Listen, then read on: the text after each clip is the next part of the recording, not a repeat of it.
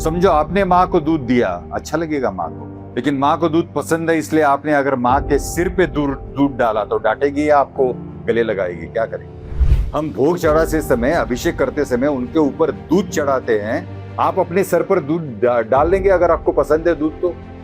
दही तो डालेंगे, डाल सकते हो। घी है, घी डाल सकते हो। वो शहद जो है कितना भी मीठा हो आप उसको चख लोगे, लेकिन सिर पे डालोगे नहीं। हम शिव जी के ऊपर ये सब डाल देते हैं। इस कलयुग में, जिसको आधुनिक युग बोलते हैं, मिसाइल्स का युग बोलते हैं, एक बटन दबाए तो मिसाइल वहां से वहां जाता है, उद्ध्वस्त कर देता है। वहां भगवान घोड़े पे आएगा और मिसाइल का जो मुकाबला है वो तलवार से करेगा। मेरे कमरे में जो भूमि है ना, उस भूमि से 2 देवी के हाथ आ गए एक्चुअल में, पूरे तेजस्वी हाथ देवी के। और उन दोनों हाथों ने मुझे गले लगाया, पलंग से उठाया, अपनी गोदी में लिया जमीन पर, और मुझे आवाज आई, आज मैं तृप्त हो गई। 8वें दिन मेरे बीवी ने मुझे पूछा, आप नीचे जाके क्यों सोते हो? मैंने कहा, ऐसे ऐसे 2 देवी के हाथ आते हैं, बहुत तेजस्वी है, मुझे गले लगाते हैं और कहते हैं कि आज मैं तृप्त हो गई। तब मेरे बीवी ने तुरंत कहा, आपकी जमीन आपको बुला रही है। मैंने 5 लोगों को बुलाए, चलो मंदिर बांधते हैं। गांव के 5 लोग थे, 5 लोग आ गए। उनके नाम आप जानोगे तो आप भी हंसोगे, आपको आश्चर्य लगेगा। जो मुखिया था उन चारों का, उनका नाम था नारायण। एक औरत, एक मर्द, उनका नाम था विष्णु लक्ष्मी, और दूसरे का नाम था महादेव पार्वती। ये बांधने के लिए हम यहाँ पे आए, नारियल रखा और प्रार्थना की कि हे देवा, हे स्वयं शिवा, आपके सूचना के मुताबिक हमें यहाँ पे मंदिर निर्माण करने के लिए इकट्ठा हुए, आप हमसे बनवा लो। तभी इस बाम्बी से एक बड़ा भुजंग आ गया, और वो भुजंग कैसा था? नॉर्मल भुजंग नहीं था। ये जो मेरा पैर है ना, उतना जाड़ा था, पूरे चॉकलेटी कलर का, और उसको यहाँ पे दाढ़ी थी, उसके शरीर को इतने बड़े बाल थे, यहाँ सिर के ऊपर बाल थे। ऐसा भला नाग यहाँ पे आ गया जिसको भुजंग बोलते हैं, और उसने फुस नहीं किया। जैसे हमारे दादाजी हमें गुस्सा करते हैं वैसे ऐसा आवाज किया। यहाँ एक छोटी सी नदी है, उस नदी में एक ऋषि बैठे थे, सेम ऋषि वही जो मुझे केदारनाथ में दिखाई दिए थे, 7 फुट बैठे ऊंची ऊंची। उस नदी में बैठे हैं और मुझे बोल रहे, अरे मैं यहाँ आया हूं, तेरे आश्रम में मुझे लेके आ। और उस ऋषि की शिला बन गई, बिल्कुल ऋषि जैसी, जैसे ऋषि बैठे हैं साधना के लिए, वैसी शिला बन गई। सपना टूट गया। मैं उस शिव को प्रमाण रख के मेरे सीने में शिव का शब्द उच्चारता हूं, पूरी दुनिया घूम के आओ, ऐसा स्वरूप मंदिर आपको देखने को नहीं मिलेगा। सारे मंदिरों में आप देवताओं को देखते हो, खुद को नहीं। इस मंदिर में आप खुद को देख पाओगे। हमने वो 3 सीढ़ियां अभी जान ली है। वो सीढ़ियां क्या है? प्राक्तन की 3 सीढ़ियां। अभी उसके बाद हम कहां पे पहुंच गए? स्वरूप के बिंदु के पास। ये स्वरूप का बिंदु जो आप देख रहे हैं ना, वो असल में शिवपिंडी या शिवलिंग नहीं है। वो तुम्हारा, हमारा, सब जीवों का एक स्पर्म है, जो मां की कोख में जाता है और अपना साम्राज्य खड़ा करता है कि ये मेरी प्रॉपर्टी है, अब मैं मेरा शरीर तैयार करूंगा। और इतना सा स्पर्म मां की कोख में अपना इतना बड़ा स्थूल शरीर तैयार करता है। नाखूनों की जगह नाखून, नाक की जगह नाक, आंखों की जगह आंखें। आंखें यहां नहीं आती, आंखें यहां नहीं आती। वो चाहे जानवर हो या इंसान हो, हमें तो भगवान ने बुद्धि दी है, सब जानवरों से परे बुद्धि दी है, अच्छी बुद्धि दी है।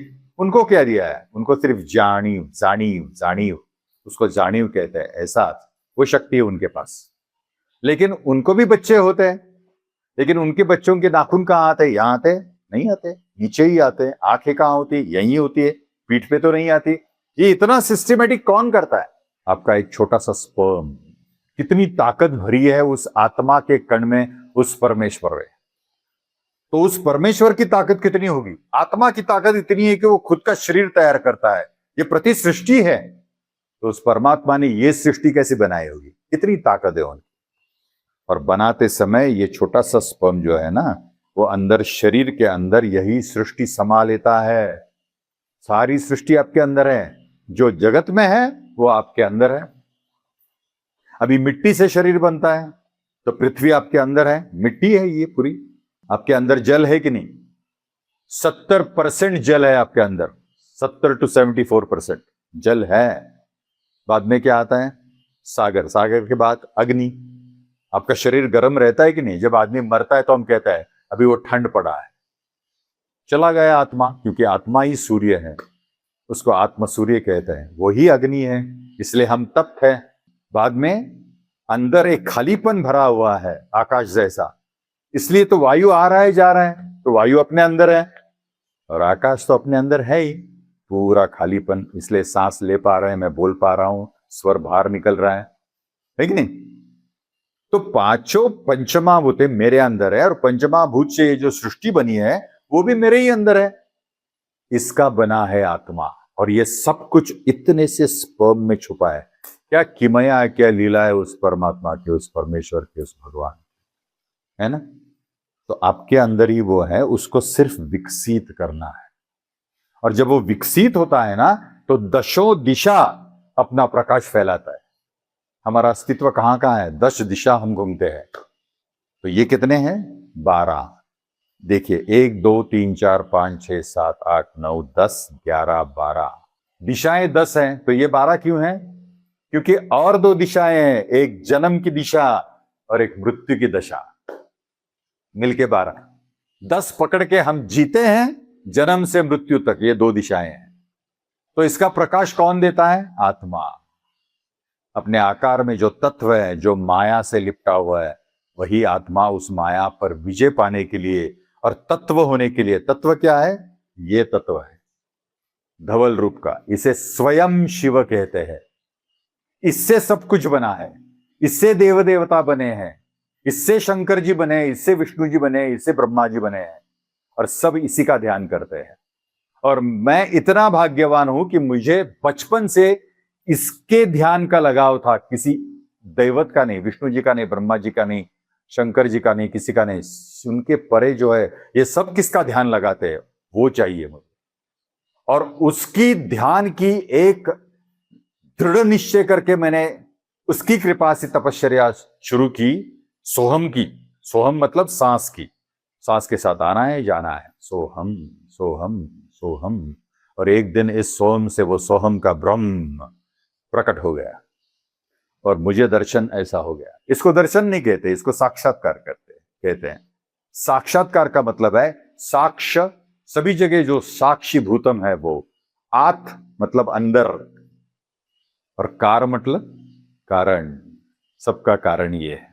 कहां है? आपके स्पर्म में है, आपके ही अंदर है। इसलिए तू तोत्स्मी, जो तू है वो मैं हूं। इसका साक्षात्कार इन्होंने दिया और मेरे अंदर से इतने शब्द सुंदर आ गए उसकी कृपा से, और मैं कहने लगा शिव शिव शिव शिव शिव शिव शिव शिव शिव शिव धरिलामी एक जीव। धरिला मतलब मैंने पकड़ा, शिव को पकड़ा। शिव शिव शिव शिव शिव शिव शिव शिव शिव शिव शिव धरिलामी, मी मतलब मैं, एक जीव। एक जीव मतलब एक रूप। जैसे जो शक्कर होती है वो पानी में घुल मिल के एक हो जाती है। पानी कैसा हो जाता है? बिल्कुल स्वीट। शक्कर कौन सा, पानी कौन सा, पता नहीं चलता है। एक जीव। इसलिए पहले शब्द क्या निकले? शिव शिव शिव शिव शिव शिव शिव शिव शिव शिव धरिलामी एक जीव अंतर्यामी माझा स्वामी मीच शिव शिव शिव। अंतर्यामी मतलब मेरे अंदर, अंतर्यामी माझा मेरा, मैं ही स्वामी हूं। और वो कौन हो? शिव शिव शिव शिव शिव शिव शिव शिव शिव शिव शिव शिव शिव धरिलामी एक जीव अंतर्यामी माझा स्वामी मीच शिव शिव शिव।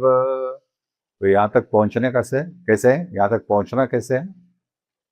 सूक्ष्म सूक्ष्म होता होता आपको सूक्ष्म सूक्ष्म सूक्ष्म होना है। ये स्थूल है, इस स्थूल से आपको सूक्ष्म होना है, क्योंकि आप सूक्ष्म हो, आप स्थूल नहीं हो। ये सूक्ष्म है, स्पर्म बिल्कुल सूक्ष्म होता है, बिल्कुल सूक्ष्म, वो आंखों को दिखता भी नहीं है, इतना सूक्ष्म होता है। तो उतना सूक्ष्म आप अभी हो, ये स्थूल नहीं है आप। सूक्ष्म सूक्ष्म होता होता शून्य शून्यानुभवता, ये शून्य है। देखिए ये पूरा शून्य है, तो आप शून्य बन गए हैं, और जब आप शून्य बनते हैं तो इनका साक्षात्कार होता है। सूक्ष्म सूक्ष्म होता होता शून्य शून्यानुभवता, जो उरला शून्य देही, जो इस देह में शून्य करके शेष रहा है, शून्य बन के रहा है, वही शिव है। जो उरला शून्य देही, तोच शिव शिव शिव शिव शिव शिव शिव शिव शिव शिव शिव शिव शिव, धरिला मी एक जीव, अंतर्यामी माझा स्वामी, मीच शिव शिव शिव। और इनका साक्षात्कार अंदर कैसे होता है? अंदर अपने अंधार है, अंधार भेद, इस अंधार को भेदना पड़ता है। अंधार भेद दिव्य तेज, स्वयं प्रकाश स्वस्वरूप। अंधार भेद दिव्य तेज, स्वयं प्रकाश स्वस्वरूप, मूर्तिमंत धवल रूप। ये मूर्तिमंत धवल रूप है। ये देखिए मूर्ति दिखती है आपको, लेकिन वो है नहीं है। आंखें है नहीं है, नाक है नहीं है, बाल है नहीं है, होठ है नहीं है, हाथ है नहीं है, पैर है नहीं, ऐसी उसकी अवस्था है। मूर्तिमंत धवल रूप। धवल मतलब शुभ्र सफेद, और धवल का दूसरा मतलब यह भी है कि वो ट्रांसपेरेंट है। हमारे जैसे स्थूल नहीं है, वो पूरे ट्रांसपेरेंट जैसा स्फटिक होता है। और उनके देह के परे भी सृष्टि दिखाई देती है, इतने ट्रांसपेरेंट है वो। और इसी देह से पूरी सृष्टि बनी है, उनके प्रकाश से।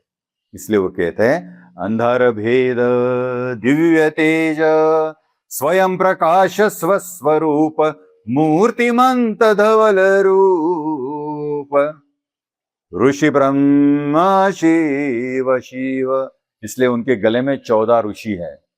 ये जो दिखते हैं ना आपको, ये 14 ऋषि है उनके गले में, जो उनका ध्यान करते करते करते शिव हो चुके हैं। और शिव को वो सबसे प्यारे हैं, इसलिए वो जीवश्य कंठस्य है। कंठ रखे यहां उनको लगा के बैठे शिव। हमें वो होना है, इसलिए स्वरूप मंदिर आना है। इस मंदिर में नहीं, इसको मंदिर बनाना है, और इस मंदिर में स्वरूप को देखना है। जैसे आप मंदिर को स्वच्छ रखते हो, वैसे इसको भी अंदर से स्वच्छ रखना है, विचारों से, विवेक से, और विचार नहीं। इतना सब कुछ है। और जब आपको इनका साक्षात्कार हो जाता है, तो आपकी अंतिम स्टेज क्या होती है आपके देह में? शांत शीतल अचल विश्व। आप अंदर से शांत होते हो, शीतल होते हो, बहुत ही ठंड, अचल हो जाते हो। चल कुछ भी नहीं है, कुछ भी नहीं चल रहा है, सब अचल है, सब स्थिर है। शिव जैसे शांत है, आप भी वो भी एक हो गए हैं। शांत शीतल अचल विश्व। आपके अंदर ये विश्व तैयार हो गया है, शांत शीतल अचल विश्व। और उसमें आप क्या महसूस कर रहे हैं? सूक्ष्म चराचर। देखो आप सूक्ष्म भी देख रहे हो, और यहां से चराचर भी देख रहे हो। आप ही सूक्ष्म हो, आप ही चराचर हो। शांत शीतल अचल विश्व, सूक्ष्म चराचर देह, आहे आहे नाही नाही, है और नहीं नहीं। दिखाने लगे तो नहीं है, देखने गए तो है। आहे आहे नाई नाई स्वयं ब्रह्म शिव शिव। आपने खुद आपका शरीर दिया, तैयार किया है खुद। ये माँ ने नहीं तैयार किया है, ये बाप ने नहीं तैयार किया है, किसी और ने नहीं तैयार किया है, बैल ने नहीं तैयार किया है बछड़े का, खुद उसने स्वतः का खुद का शरीर तैयार किया है। स्वयं ब्रह्म शिव शिव। इतनी आपकी ताकत है, तो ये ताकत जानने के लिए, आपकी शक्ति जानने के लिए आपको अंदर जाना है, बाहर महसूस नहीं होती। मेरे एक पॉडकास्ट में आपने देखा होगा, सुना होगा कि मुझसे शिवजी ने कार उठाई है। ये मेरी ताकत नहीं है, ये उस विराट स्वरूप की ताकत है, जब वो आपसे एक रूप हो जाते हैं। और इसीलिए खुद को पहचानने के लिए स्वरूप मंदिर आना होता है। और ये स्वरूप मंदिर आने के बाद जब आप स्वरूपाकार हो जाते हैं, तो आप कहते हैं शिव शिव शिव शिव शिव शिव शिव शिव शिव शिव धरिलामी एक जीव अंतर्यामी माझा स्वामी। मीच शिव शिव शिव। जब आपको खुद की पहचान हो जाती है, तो आपको यह मालूम हो जाता है कि उसका जो रंग है ना, वो धवल है। और उसको अब गले लगा के बैठे हो, तो आपका भी रंग धवल हो गया, इसका रंग और इसका रंग एक हो गया। ये जीव है, जीव मतलब आप, और ये शिव है, आपके अंदर की स्टेट। तो बाह्य भी आप वो बन गए, अंदर भी आप वो हैं। तो आप जिंदगी में जीते समय किसी के साथ भी कुछ बुरा नहीं करोगे, सबका कल्याण करोगे। और कल्याण करने के लिए, खुद का नहीं, हर एक का कल्याण करने के लिए शिवजी ने हमको भेजा है और खुद की पहचान करवाई है। देख तू शिव है तो सबका कल्याण कर। इसलिए संत सबका कल्याण करते हैं। लेकिन जब आपको पता चल जाएगा कि मैं भी शिव हूं, तो आप भी सबका कल्याण ही करोगे, क्योंकि शिव का मतलब है कल्याण। इसलिए ये एक रूप होना जरूरी है। और जब आपको एहसास हो जाता है कि मैं इतना धवल हूं, तो मेरी पावर क्या है? मेरी पावर आकाश जितनी है। इसलिए एटम, आपने पढ़ा होगा एटम, अणु, अणु तो पढ़ा होगा ना स्कूलों में। तो अणु का ऑर्बिट दिखाया जाता है, ये अणु का ऑर्बिट है, उसका एक तेज खुद का रहता है। ये तेज जो है ना अपना, वो नील ब्रह्म है। इसलिए इसके ये पूरे गोलाकार जो आप देख रहे हैं ना, ये तेज ब्रह्म है आपका। इसलिए हम किसी भी संतों के पीछे एक ऐसे गोल तेज को दिखाते हैं, उसको प्रभावड़ कहते हैं। वो उनकी प्रभा है। वैसे आप लोगों की भी खुद की प्रभा है, लेकिन आप आपकी खुद की प्रभा देखने को तैयार नहीं। आप दूसरों की प्रभा पर जीते हैं और दूसरों की प्रभा पर प्रभावित होते हैं। ये नहीं होना है, खुद के प्रभाव पर प्रभावित होना है। तभी आप पूरे जगत सृष्टि को प्रभावित कर सकते हो। इतनी आपकी किमया है, इतनी आपकी शक्ति है। कब पाओगे, कब देखोगे? ये देखने के लिए उस शिव जी ने ये स्वरूप मंदिर बनाया है, जंगल में, किसी शहर में नहीं है। ये घने जंगल में है। यहाँ शेर रहते हैं, भालू रहते हैं, सब जानवर रहते हैं, हाथी रहते हैं, सब आते हैं यहाँ पे। और उनके बीच में मैं रहता हूं, क्योंकि मुझे वो हाथी दिखाई नहीं देता, मुझे शेर दिखाई नहीं देता, मुझे भालू दिखाई नहीं देता। मुझे ऐसा लगता है कि शिवजी आसपास खड़े हैं उसी रूप में, क्योंकि उनके अंदर भी वही है, मेरे अंदर भी वही है। आप तो बिलीव नहीं करोगे, विश्वास नहीं करोगे। मैं कुर्सी पे बैठा था और मेरे सामने आप जैसे लोग आए थे, कुछ बातें चल रही थी ज्ञान की। 1.5 घंटा में उनके साथ बात कर रहा था, वो चले गए ज्ञान सुन के। और मेरा एक यहाँ पे आदमी है जो साफ सफाई देखता है, उसको मैंने कहा कि अरे मेरे कुर्सी तो साफ करो, मैं जब बम्बई से आता हूँ तो कुर्सी साफ दिखनी चाहिए, वो करो। अपनी की नहीं, लोग हंसते हैं। तो उसने क्षमा मांगी और बोला कि चलो उठो तात, मैं कुर्सी साफ करता हूँ। और कुर्सी पे मेरी एक तकिया है, उस तकिया को उसने उठाया, नीचे नाग बैठा था और उस नाग पर मैं 1.5 घंटा बैठा था ज्ञान देते लोगों को। नाग ने मुझे कुछ नहीं किया। क्यों नहीं किया? क्योंकि उसके अंदर जो है वही मेरे अंदर है, और मेरे अंदर जो है वो उसके अंदर है। कौन किसको मारेगा, कौन किसको दंश करेगा? इसलिए खुद को पहचानना बहुत जरूरी है। अगर इस विश्व में शांति आनी है, तो हर एक को खुद को पहचानना है। आप अशांति करोगे ही नहीं जिंदगी में। और यही मकसद से यह स्वरूप मंदिर पूरे विश्व में खड़ा है। मैं उस शिव को प्रमाण रख के मेरे सीने में शिव का शब्द उच्चारता हूं। पूरी दुनिया घूम के आओ, ऐसा स्वरूप मंदिर आपको देखने को नहीं मिलेगा, क्योंकि ये आपका खुद का मंदिर है। सारे मंदिरों में आप देवताओं को देखते हो, खुद को नहीं। इस मंदिर में आप खुद को देख पाओगे। इसलिए आइए स्वरूप मंदिर देखिए, खुद को पहचानिए और पूरे विश्व शांति का जो संकल्प है शिव जी का, उसको पार कर लीजिए। इसमें एक बहुत अलग रचना है।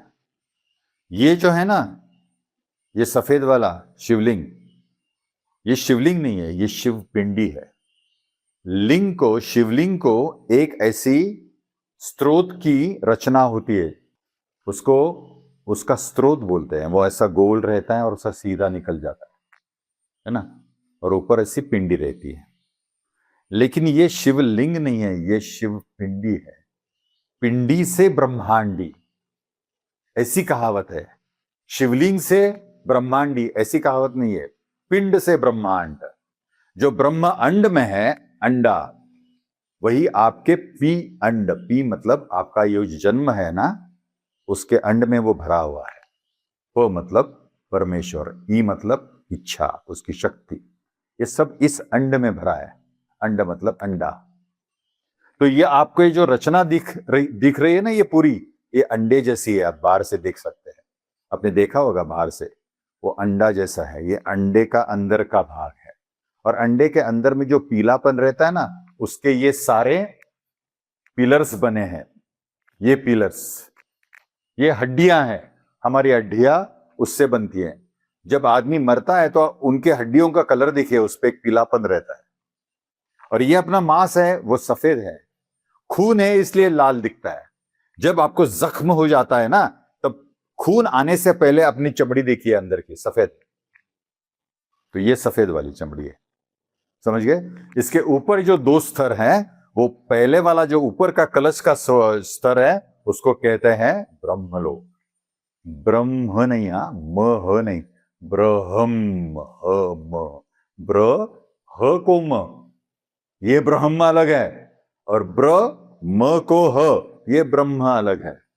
आप जो दाढ़ी वाले देखते हो ना, वो ब्रह्म है, और जो ब्रह्म है उसको दाढ़ी बीड़ी कुछ नहीं, उसको सांप भी नहीं है, उसको चांद भी नहीं है, बिल्कुल अलग है। उसको रुद्राक्ष भी नहीं है। देखिए ना, रुद्राक्ष है, गले में रुद्राक्ष नहीं है, गले में 14 ऋषि है। वो उसके जीवश्य कंठस्य मित्र जैसे हैं, सखा जैसे हैं। तो इसमें क्या दिखाया है, आप धवल हो, लेकिन आप धवल से आहिस्ता आहिस्ता आहिस्ता आहिस्ता आहिस्ता आहिस्ता आहिस्ता धवल से आप थोड़ा सा नीला हो रहे हो। नीले के बाद थोड़ा और गरद नीला हो रहे हो, उसके बाद आप पूरा नीला हो रहे हो, और नीले के बाद पूरा ब्लैक, अंधेरा। हम प्रकाश से अंधेरे में जा रहे हैं। अभी अपनी को क्या करना है, अंधेरे से प्रकाश में आना है। अभी आपका ऑरा कैसा है, अंधार में। पाना क्या है, प्रकाश का ऑरा। तो अभी अंधेरे से आपको अंदर जाना है, जाना है, जाना है, और सफेद होना है। तो अंधेरे से वापस प्रकाश में जाने के लिए क्या करना होता है, हमको तकलीफ किस बात की है, हमारी इस इंद्रियों की। ये जो इंद्रिय है, ये जो मन है, मेरे ख्याल से मन जैसी कोई चीज ही नहीं। आप ही सब करते हो, मुझे लगता है मैं ऐसे करूं, मुझे करना है मजा, मन को नहीं। मन आपका क्रिएशन है। जो भी रिपरकेशंस आपके अंदर आप घुमा फिरा के सोचते हो ना, वो मन है। मन का अस्तित्व है नहीं, आपने क्रिएट किया है। तो मन का अस्तित्व मिटाने के लिए अपने को मन के परे जाना है, मतलब विचारों के परे जाना है। तो इंद्रिय कहां पे है, इंद्रिय कहां पे है, बाहर घूम रहे हैं। इंद्रियों को क्या चाहिए, मजा चाहिए। इंद्रियों को क्या चाहिए, अच्छा सा खाना चाहिए। इन आंखों को क्या देखना है, अच्छी सी सृष्टि देखनी है, सृष्टि में जो जो अच्छा है उसको देखना है। सब बाहर घूम रहे हैं, अंदर कोई नहीं जा रहा है। तो अगर आपको ये प्रकाश देखना है ना, खुद का अंदर का प्रकाश, तो ये इंद्रिय भी अंदर जाने चाहिए। जैसे कछुआ ने अपने इंद्रिय अपने अंदर लिए है ना, तो अपने इंद्रियों को उसी नामस्मरण में बिठाना है। ऋषि मुनियों ने, संतों ने क्या किया, पूरे इंद्रियों को भी नामस्मरण में बिठा दिया। इसलिए सब इंद्रिय मैंने दिखाया है। देखो, ये सब इंद्रिय है। कौन से? ये वाले, ये इंद्रिय है, ये इंद्रिय है। और आप अगर ये गिनोगे तो 10 इंद्रिय हैं, है ना? 10 कौन से हैं? 5 कर्मेंद्रिय है और 5 ज्ञानेंद्रिय है।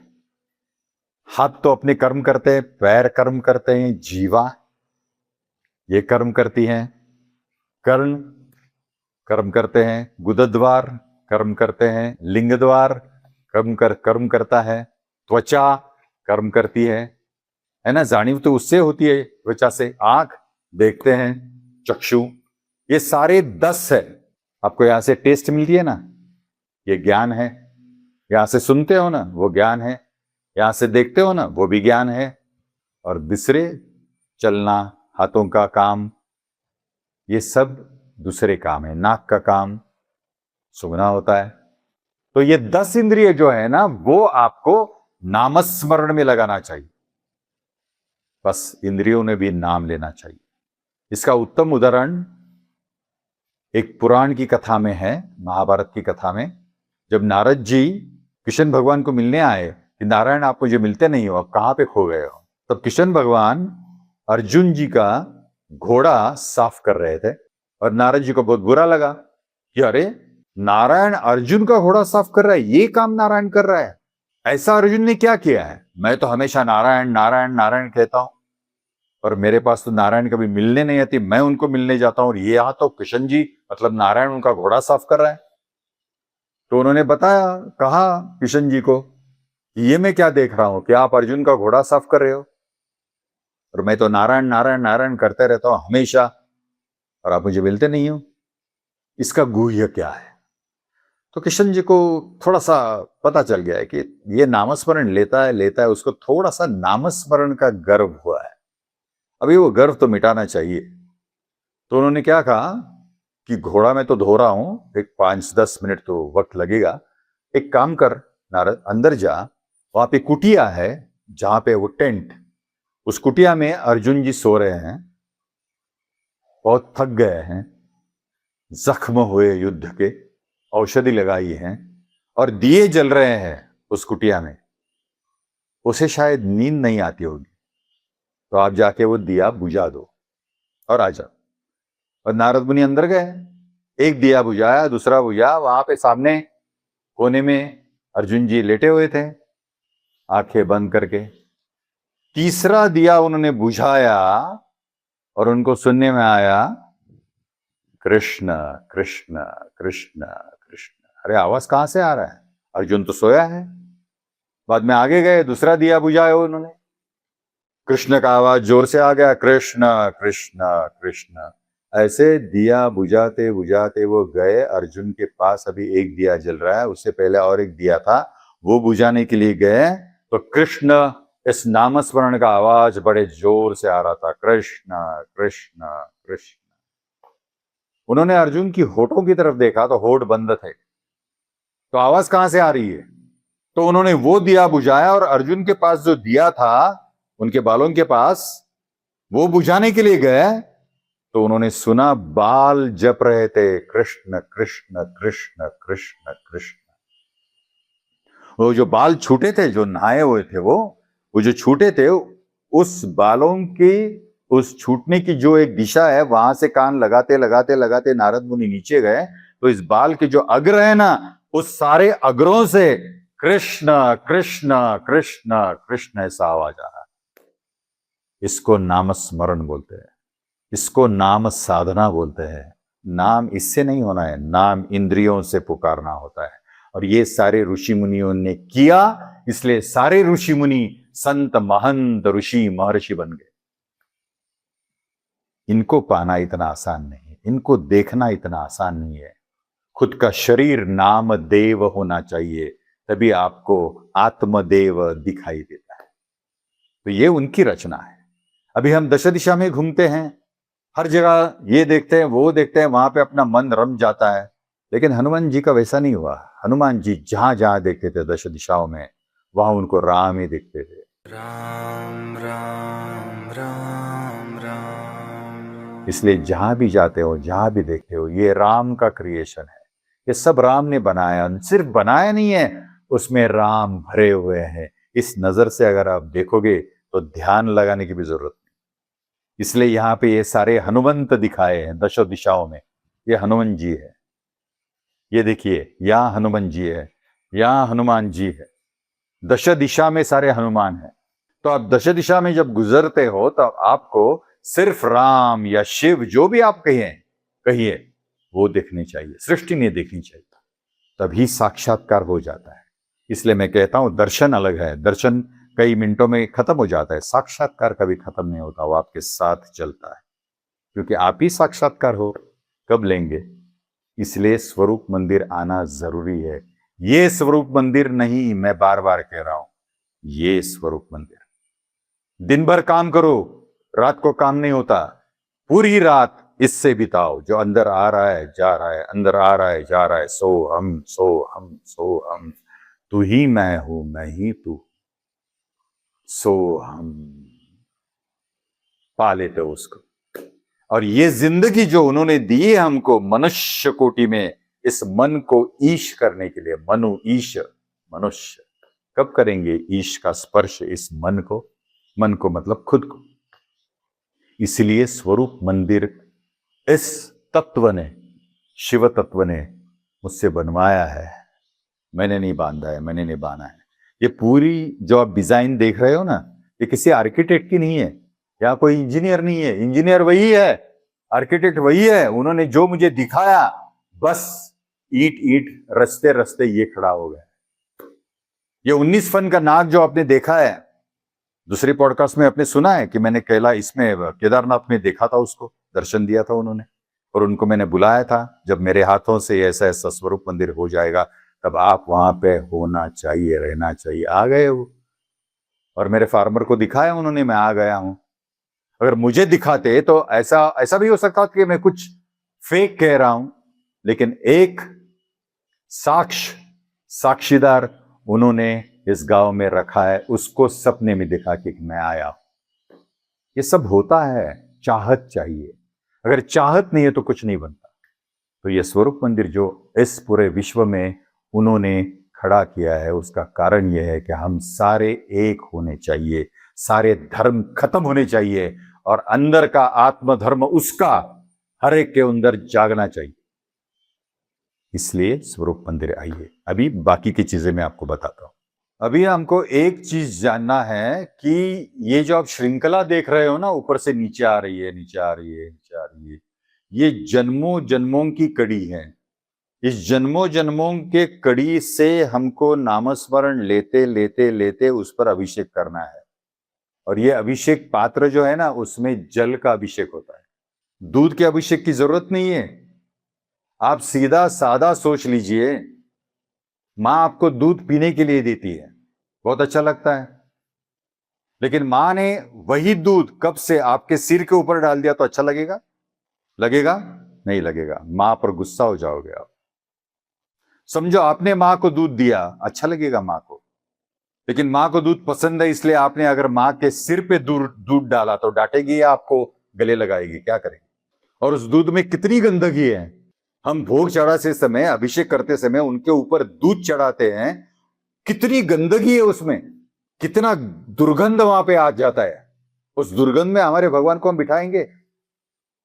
आप अपने सर पर दूध डाल लेंगे? अगर आपको पसंद है दूध तो दही तो डालेंगे, डाल सकते हो, घी है घी डाल सकते हो, ये जो हनी होता है, जो शहद है, वो शहद जो है कितना भी मीठा हो आप उसको चख लोगे, लेकिन सिर पे डालोगे नहीं। हम शिव जी के ऊपर ये सब डाल देते। अरे आपको उनको भोग चढ़ाना तो सामने रखिए सब कुछ, वो स्वीकार करेंगे, लेकिन उनके सिर पर क्या डाल रहे हैं आप?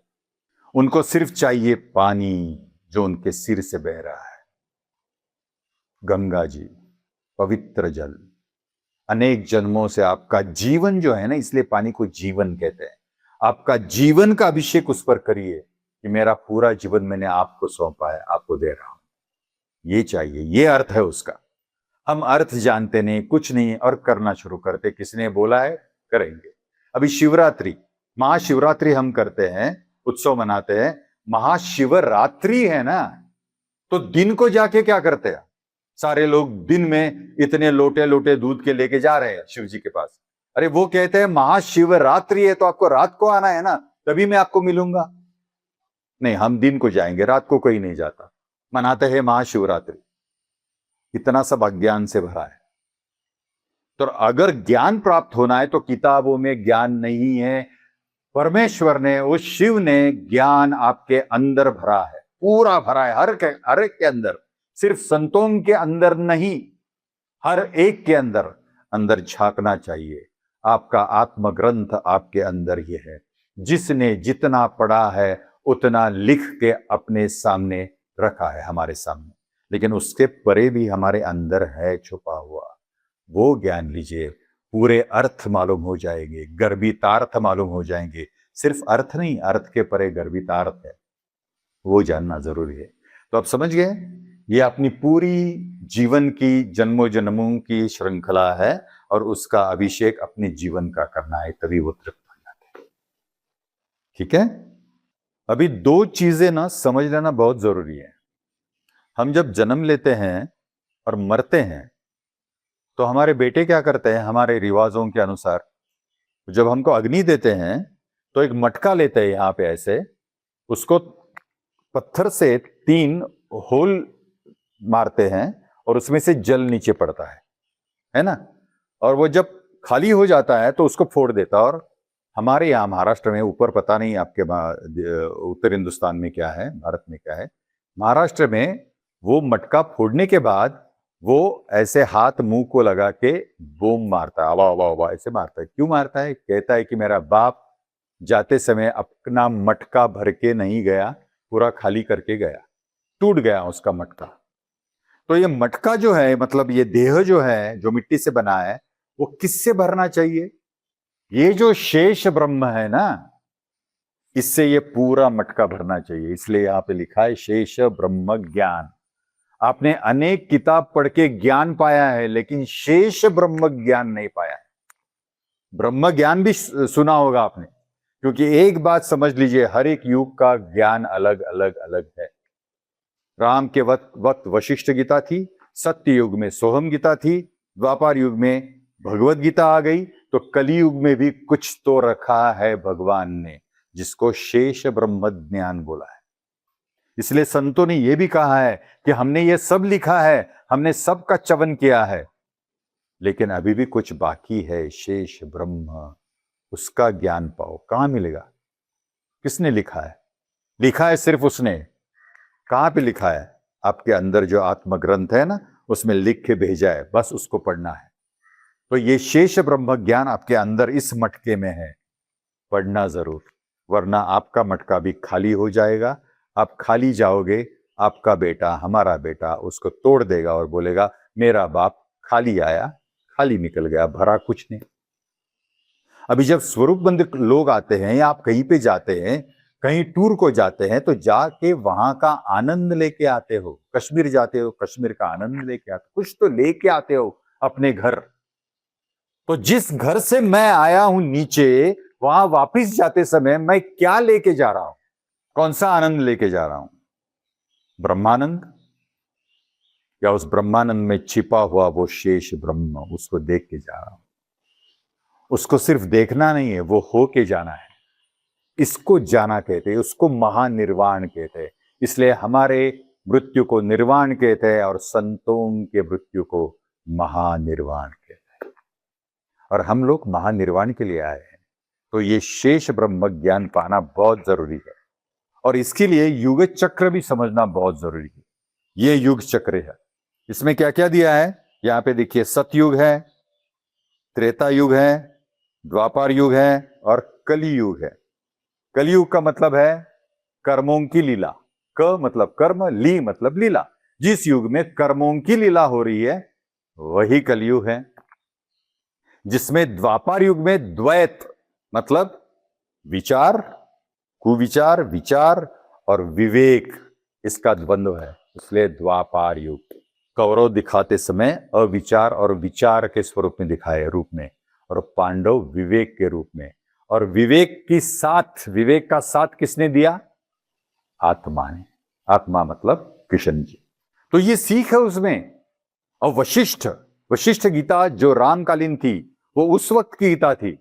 वस इष्ट, वस मतलब रहना, और इष्ट मतलब जो अच्छा है वो, उसको वश इष्ट कहे। वस मीन्स वसना, इष्ट मीन्स जो अच्छा है वो, इसलिए उसको ईश्वर भी कहते हैं। जो इष्ट है, जो इष्ट स्वर से पूरी दुनिया में इष्ट ही करता है उसको ईश्वर बोलते हैं।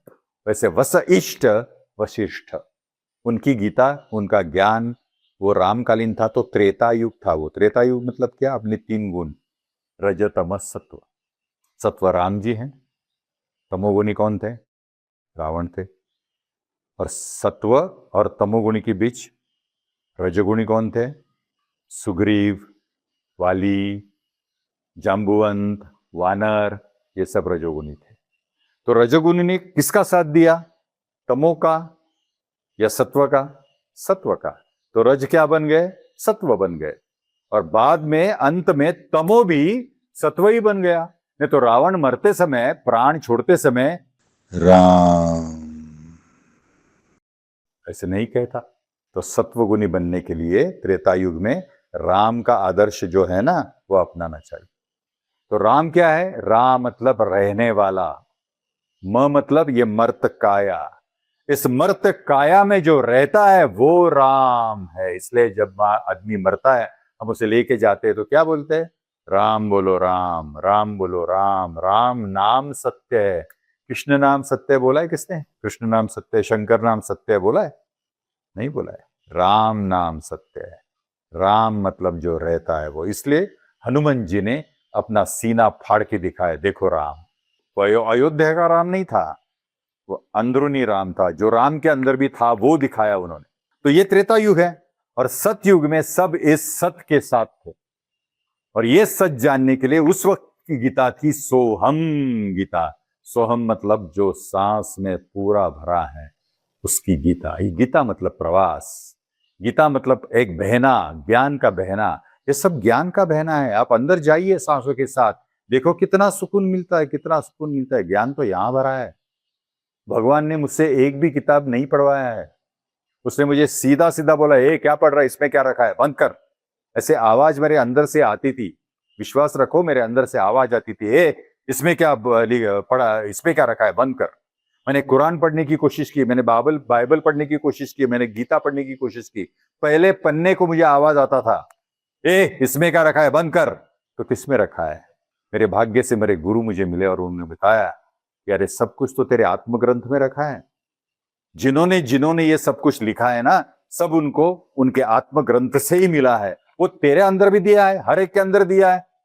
क्यों बाकी सब पढ़ रहा है तू? खुद को पढ़, खुद के अंदर सब कुछ है। तो ये सब इस युग चक्र में मिलता है। और जब आप इस खंबे को देखेंगे ना, इसको स्तंभ बोलते हैं, युग का स्तंभ।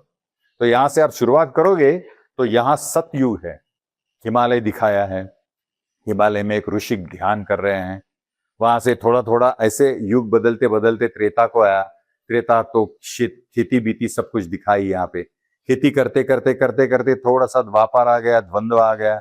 उसके बाद कलयुग आ गए, मिट्टी के घर खत्म हो गए, खेती भी खत्म होने को आई है, कोई खेती करने को तैयार नहीं आजकल। सब कुछ इंडस्ट्रीज, कारखाने, बड़े बड़े इमले, बड़े बड़े बंगले, बड़े बड़े इमारतें, ये सब यहाँ पे दिखाए। अभी सब बंगलों को, इमारत को, अपने आलीशान घर को बोर हो गए हैं। क्या कहते हैं, चलो कहीं जंगल में जाके घूमते, कहीं जंगल में जाके रहते हैं, मिट्टी के घर में जाके खाते हैं।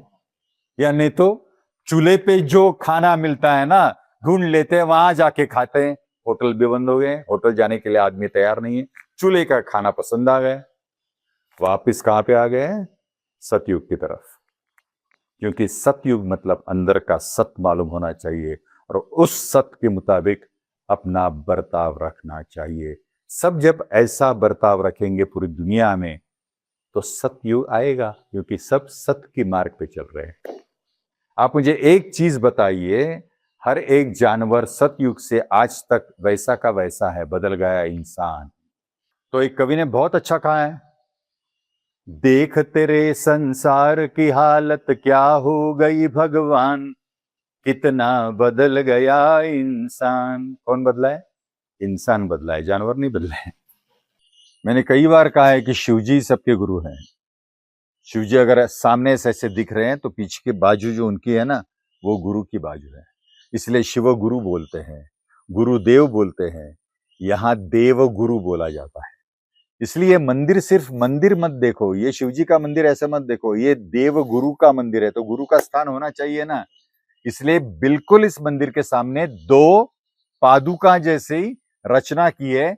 इस पादुका में, लेफ्ट साइड के पादुका में मेरे कुलदेव की स्थापना है, और राइट साइड के पादुका में मेरी कुलदेवी की स्थापना है, महिषासुर मर्दिनी कुलदेवी, और दत्त जी मेरा कुलदेव, गुरु ही मेरा कुलदेव है।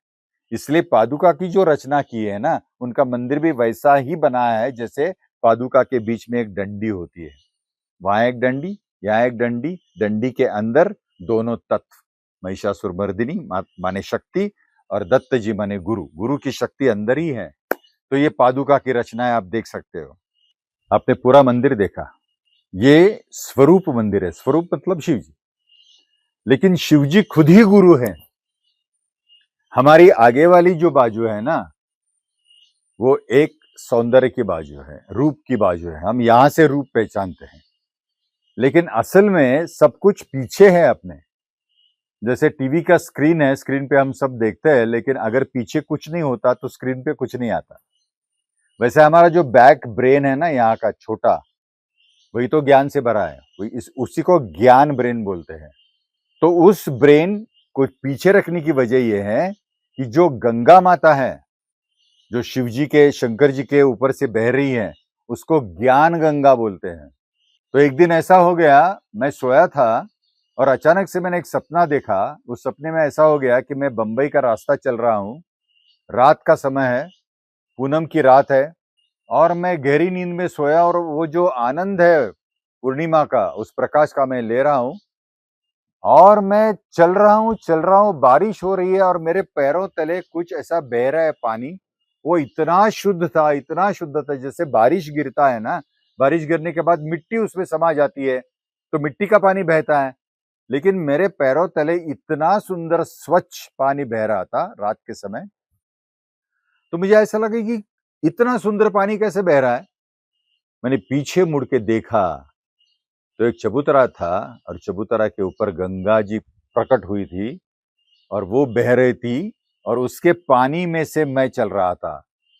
तो मैंने उनको नमस्कार किया और बोला कि गंगा जी आप मेरे पीछे।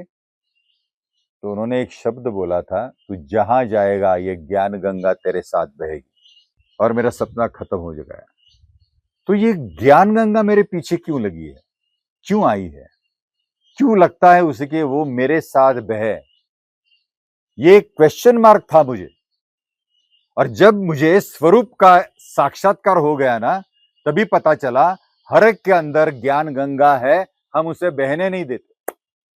इसलिए मैंने स्वरूप मंदिर के बगल में गंगा जी का मंदिर किया है, ये गंगा जी है।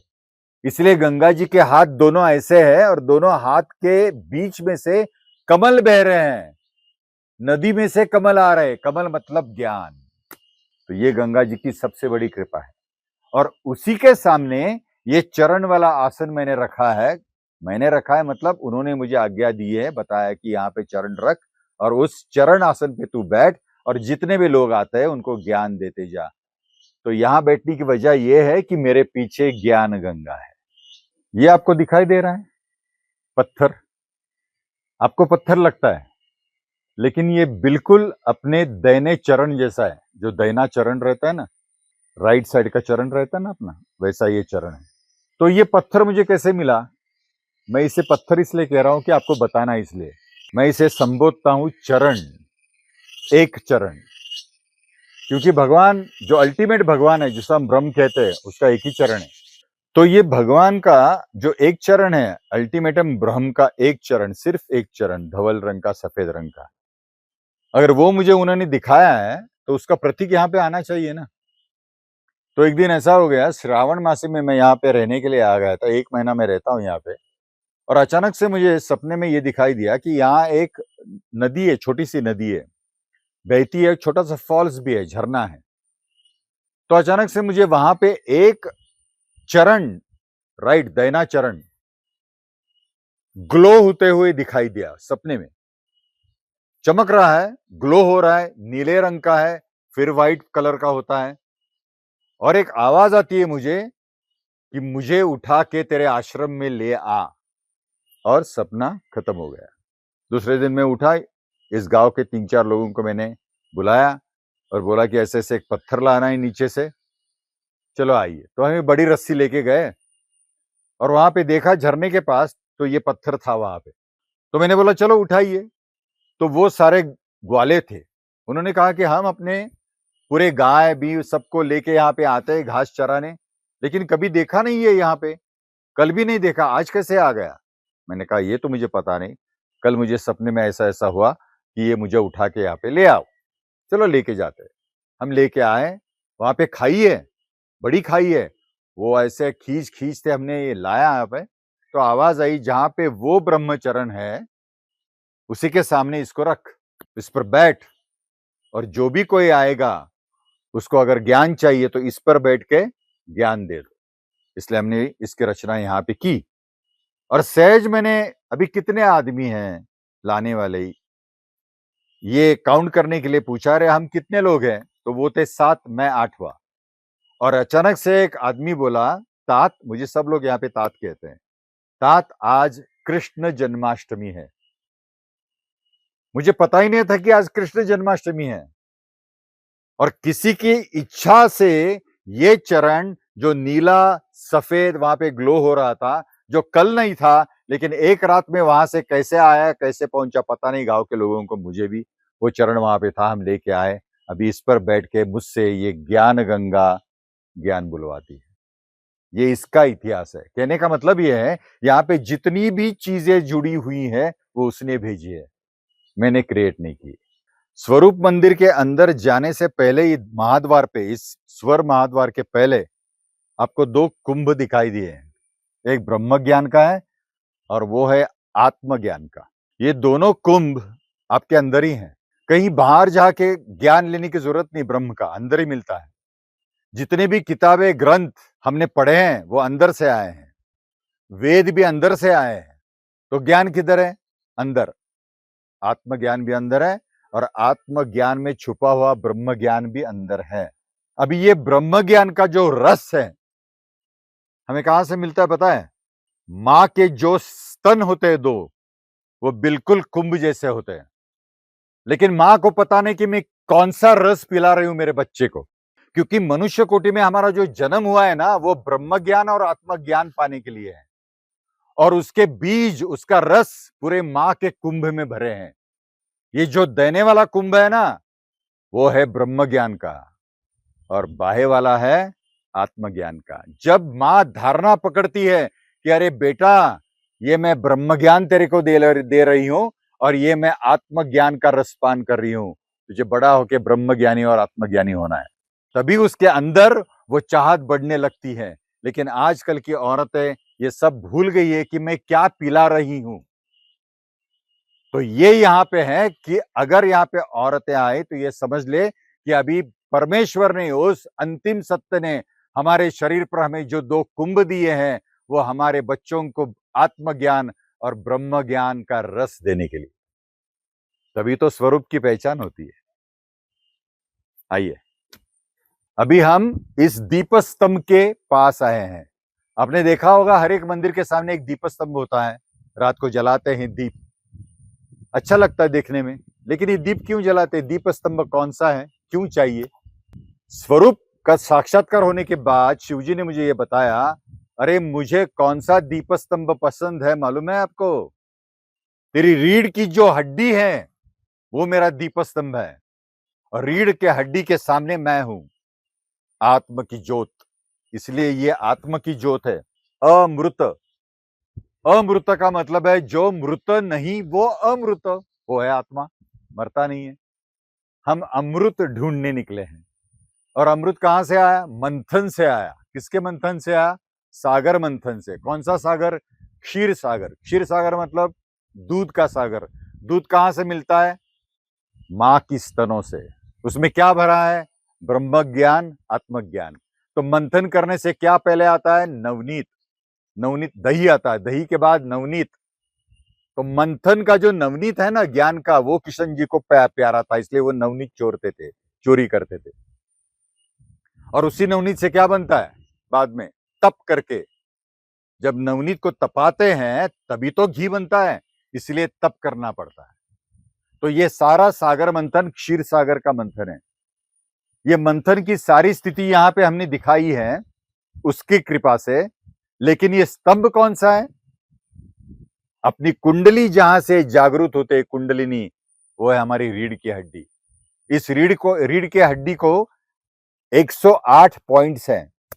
उस पॉइंट पे एक एक तेज का बिंदु है। जब आपकी साधना से जब ऐसे आप स्थिर बैठते हैं बिल्कुल ताठ, तब उसी कुंडलिनी शक्ति को एक एक दिया जलाते जलाते ऊपर आती है अपने सहस्त्रार पे पहुंचती है।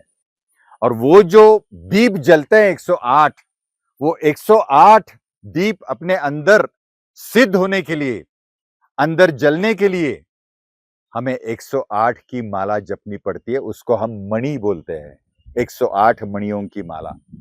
तो एक एक मणि मतलब कौन सा मणि है? आपके रीढ़ की हड्डी पे जो 108 मणि है ना, उसको हम दबा रहे हैं। तो ध्यान रखिए, जब आप 108 मणियों को ऐसे ऐसे किसी भी नाम से करते हो तो रीढ़ की हड्डी की तरफ ध्यान चाहिए कि यहां कुछ तो बन रहा है, यहां कुछ तो तेज आ रहा है, यहां कुछ तो हमें विकसित होते समय दिखाई दे रहा है। ऐसे करते करते करते करते आपकी पूरी रीढ़ की हड्डी दीप स्तंभ जैसे जलती है, उजालती है, उजाला होता है। और वो दीप स्तंभ का जो उजाला है ना, वो भगवान को पसंद है। इसलिए इसको आरती बना है। ये टंकी नहीं है, ये आरती है। इसलिए कलर आरती के धातु जैसा है। और इसके अंदर जो पानी है ना, वो पानी आपका मन है। जब ये स्थिर हो जाता है, पानी बिल्कुल स्थिर, तब 108 ज्योति जो जलते हैं ना, उसका प्रतिबिंब उस पानी में गिरता है। तो पानी किसका प्रतीक है? मन का प्रतीक। यह मन स्थिर होना चाहिए। थोड़ा सा भी हिल गया तो पूरे ज्योति भी हिल जाते हैं, और पूरी ज्योत जैसी है वैसी दिखती नहीं है। तो प्रतिबिंब भी वैसा दिखना चाहिए जैसा बिंब है। इसलिए मन को स्थिर करना बहुत जरूरी है। और वो स्थिर होता है सिर्फ सोहम साधना से, नाम जप से, ये रीढ़ की हड्डी के ज्योति जलने से। तो ऐसी है आरत जब सारे ज्योतियों से जल जाती है मतलब ऐसी तेजोमय हो जाती है, तब उसका प्रतिबिंब इतना सुंदर दिखता है, इसका वर्णन मैं नहीं कर सकता। हम शिवरात्रि को, महाशिवरात्रि को, ये पूरी ज्योतियां यहाँ पे ऐसे जलाते हैं और उसका प्रतिबिंब का दर्शन लेते हैं। वो प्रतिबिंब आपके अंदर के ज्योतियों का दर्शन है, और वहां आपका आत्मा तृप्त हो जाता है। आत्मा तृप्त हो जाता है मतलब शिवजी तृप्त हो जाते हैं, क्योंकि आत्मा शिवजी का प्रतीक है। समझ गए? तो हम थोड़ा सा नजदीक से देखते हैं ये क्या है। आइए। तो हमने अभी स्तंभ देखा। ये स्तंभ क्या है? हमारी रीढ़ की हड्डी। आप एनाटॉमिकली देखोगे ना, गूगल पे सर्च मारिए। ये जो रीढ़ की हड्डी है, वो जिस पर खड़ी है, वो नीचे का जो एक बेस है ना, वो बिल्कुल टॉर्टॉइस जैसा है, कछुए जैसा है। तो परमेश्वर ने हमारे शरीर की रचना कितनी अच्छी की है।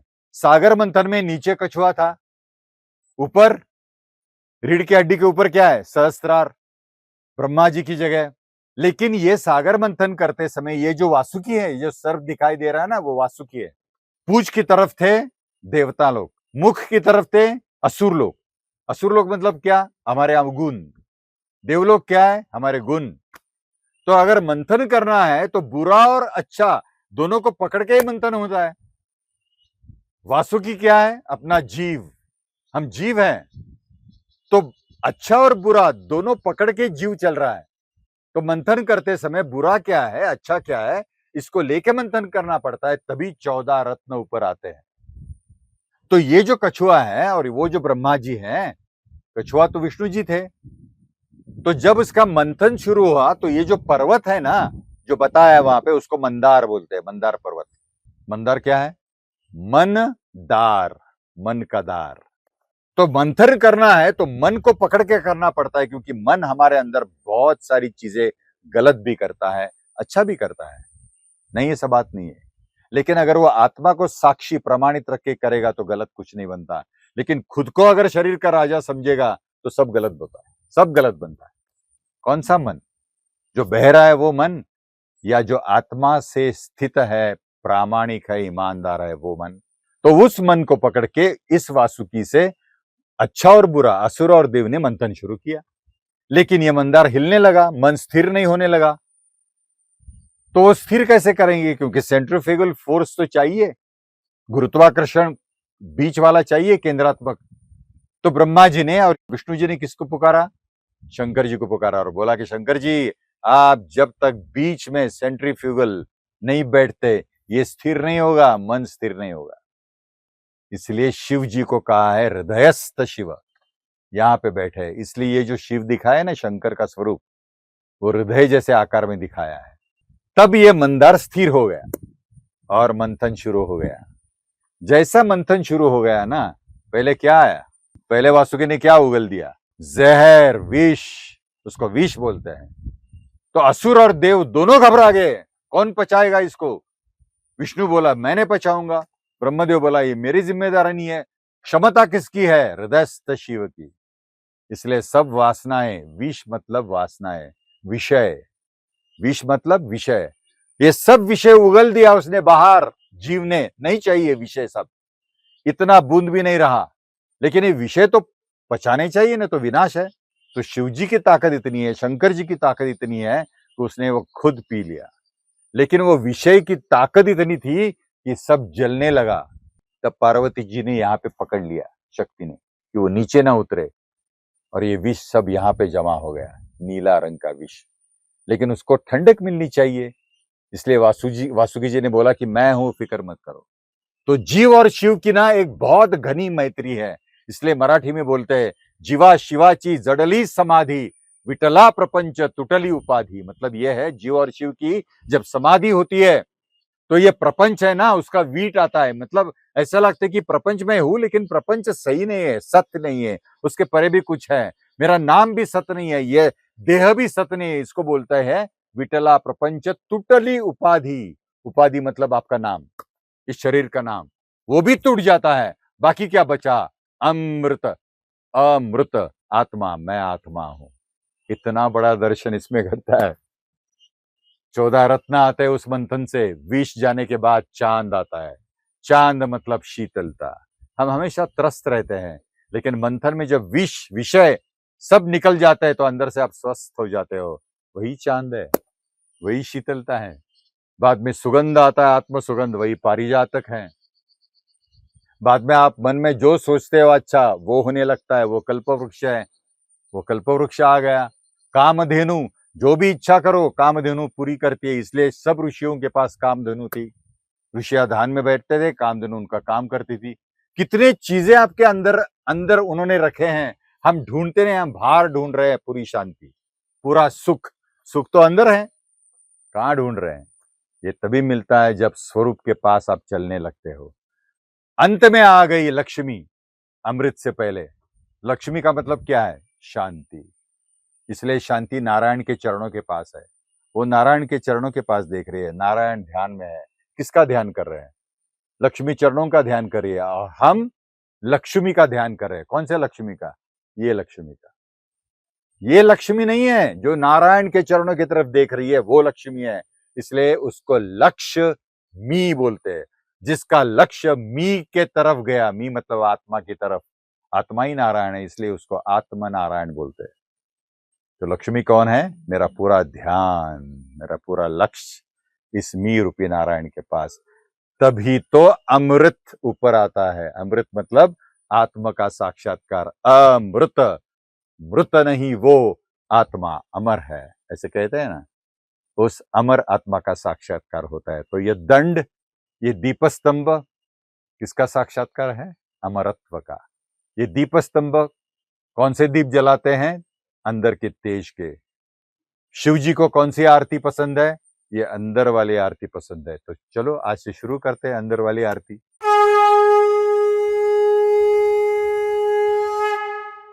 अभी हमने इस स्तंभ को जान लिया जो हमारी रीढ़ की हड्डी है, लेकिन हमारी रीढ़ की हड्डी के ऊपर अपना चेहरा होता है।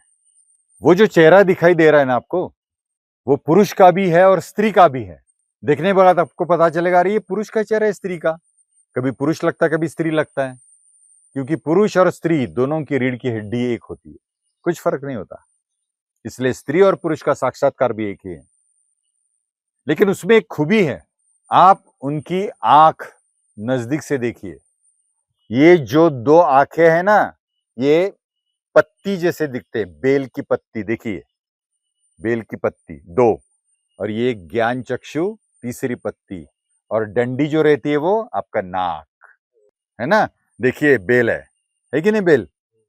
तो ये अर्पण करना पड़ता है। वो जो बेल हम हरा बेल अर्पित करते हैं ना, वो सिर्फ एक सिंबल है।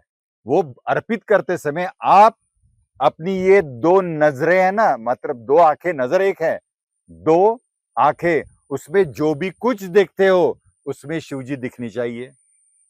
आप जो भी सोचते हो ज्ञान चक्षु, उसमें शिव जी की सोच चाहिए, बाकी कुछ सोच नहीं। और आप जो सोहम ले रहे हो ना, उसमें से भी सोहम शिव जी आ रहे हैं, शिव जी जा रहे हैं। कहाँ दूसरी जगह? यही तो आ रहे हैं, यही तो जा रहे हैं। ये पूरा बेल बनता है। जो देख रहा हूं इस आंखों से वो भी शिव जी है, जो सोच रहा हूं वो भी शिव जी है, और जो ले रहा हूं वो भी शिव जी है।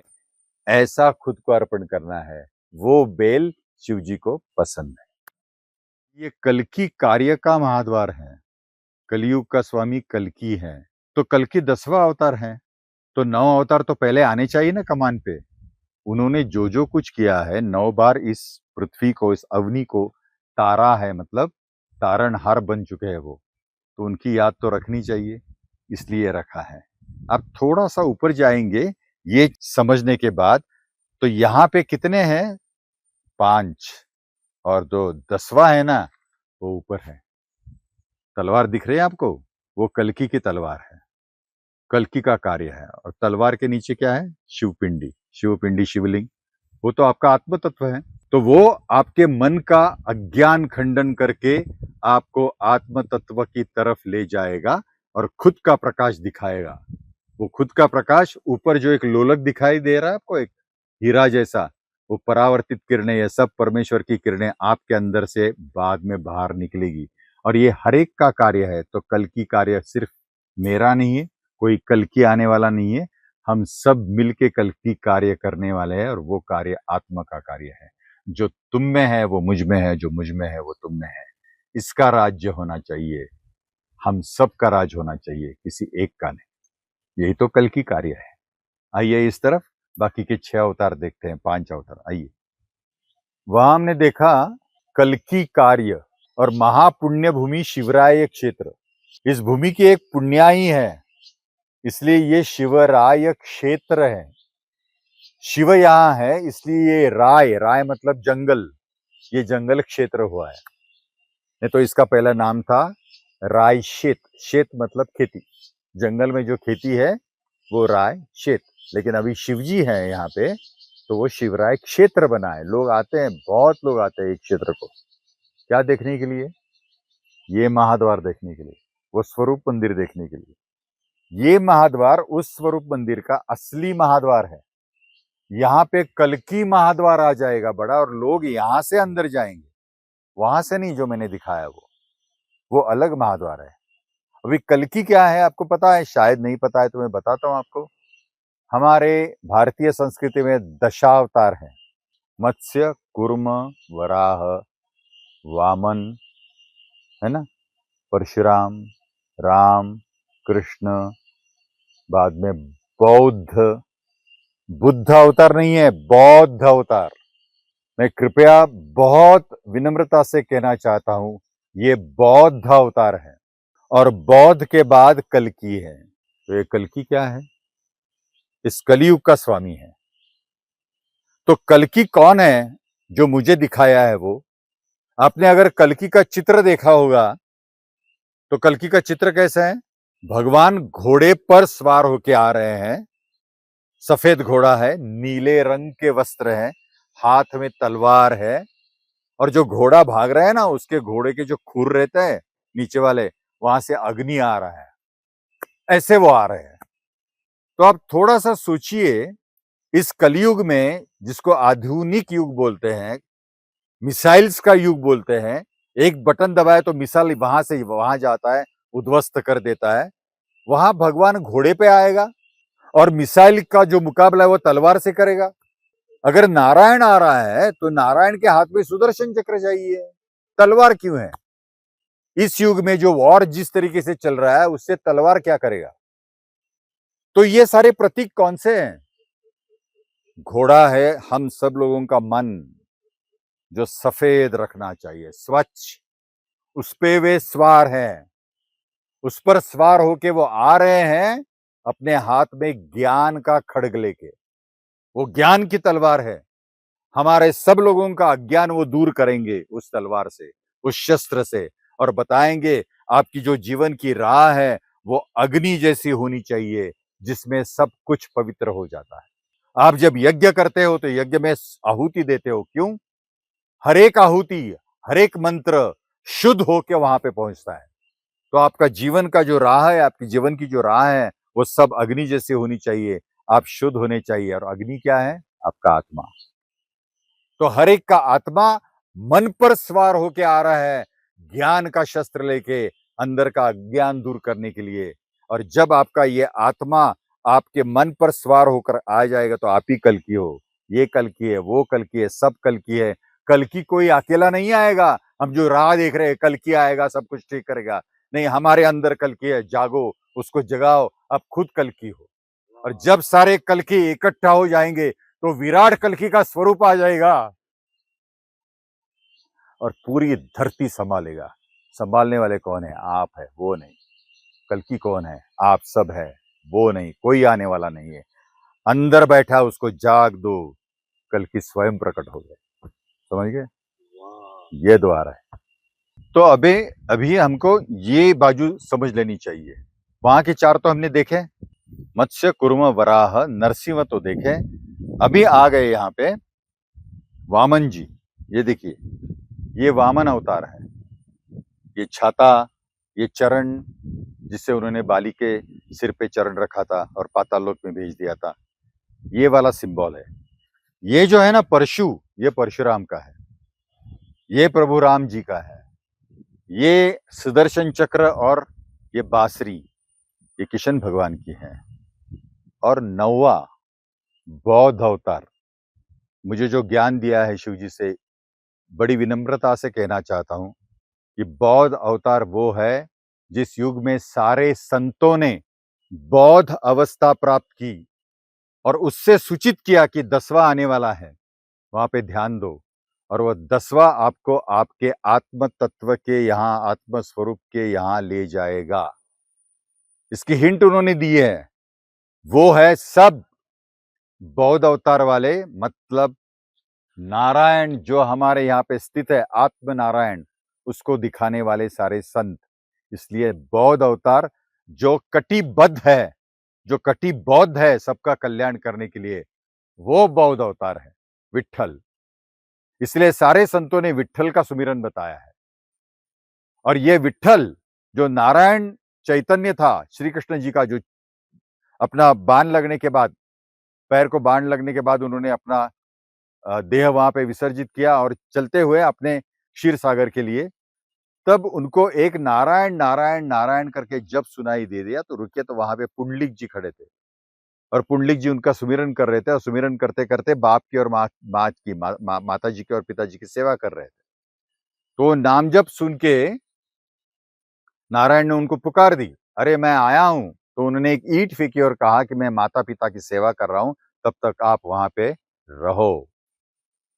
और बाद में पुंडलिक गए ही नहीं। पुंडलिक ने बताया कि इतनी देर आप खड़े हो मेरे लिए, वैसे भक्तों के लिए भी खड़े हो जाओ। तो 28 युग, ऐसा कहा जाता है, युगे 28 विटेवरी उभा, ऐसे महाराष्ट्र में कहा है। युगे 28 युग हो गए, फिर भी वो विट्ठल खड़ा है उसी ईंट पे, सारों का उद्धार करने के लिए। लेकिन वो उद्धार कब होता है? जब आप अपने स्व में पहुंचते हैं। इसलिए विट्ठल को कहां पे दिखाया है? ये देखिए, स, ये व, स्व। इस व में जो एक खालीपन है, पोखली, हॉलोनेस, चित्त, उसमें विट्ठल जी खड़े हैं। इसलिए एक संत ने इतना सुंदर कहा है, उनका नाम है जनाबाई। वो कहती है, सोहमाचा मारा केला, सोहम का मारा किया, उसमें विट्ठल खड़ा रहा है। सोहमाचा मारा केला, त्यात विट्ठल उभा। और एक संत ने कहा है, काया ही पंढरी। ये पंढरी क्या है? अपनी काया। काया ही पंढरी, आत्मा हा विट्ठल, नांद तो केवळ पांडुरंग। विट्ठल के परे जो एक है तत्व, वो है पांडुरंग। पांडुरंग का मतलब है धवल रंग, जो मैंने वहां पे दिखाया आपको। वो पांडुरंग से परे है।